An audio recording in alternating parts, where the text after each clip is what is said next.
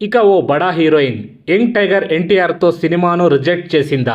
ఒకటి కాదు, రెండు కాదు, 3 సార్లు తారక్తో సినిమాను నో చెప్పిందా? ఇంతకీ ఎవరా హీరోయిన్? తారక్ సినిమాకి ఎందుకు నో చెప్పింది అనే విషయం ఇప్పుడు తెలుసుకుందాం.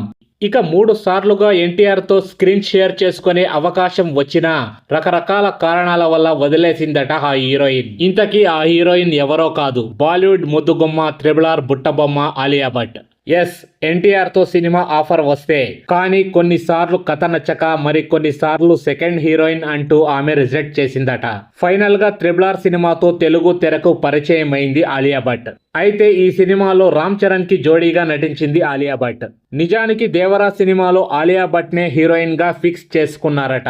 కానీ అప్పటికే ఆమె ప్రెగ్నెంట్ కావడంతో ఆ అవకాశాన్ని మరోసారి మిస్ చేసుకుంది ఆలియా భట్. ఏది ఏమైనా తారక్ తో నటించే అవకాశం ఆలియా భట్ 3 సార్లు వదులుకుంది.